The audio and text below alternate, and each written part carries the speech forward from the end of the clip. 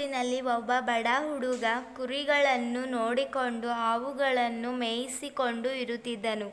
ಅವನು ಕಾಡಿಗೆ ಹೋಗಿ ಕುರಿಗಳನ್ನು ಮೇಯಿಸುತ್ತಿದ್ದನು. ಆ ಕಾಡಿನ ಸುತ್ತಲೂ ಹೊಲಗಳು ಇದ್ದವು. ಅಲ್ಲಿ ರೈತರು ತಮ್ಮ ವ್ಯವಸಾಯವನ್ನು ಮಾಡಿಕೊಂಡು ಇದ್ದರು. ಒಂದು ದಿನ ಆ ಕುರಿ ಕಾಯುವ ಹುಡುಗನಿಗೆ ಸುತ್ತಲೂ ಇರುವ ರೈತರನ್ನು ತಮಾಷೆ ಮಾಡಬೇಕು ಎನಿಸಿತು. ಅವನು ಹುಲಿ ಬಂತು ಎಂದು ಕೂಗಾಡಿದನು. ಅದನ್ನು ಕೇಳಿ ಹೊಲದಲ್ಲಿದ್ದ ರೈತರು ದೊಣ್ಣೆಗಳನ್ನು ತೆಗೆದುಕೊಂಡು ಓಡಿ ಬಂದರು.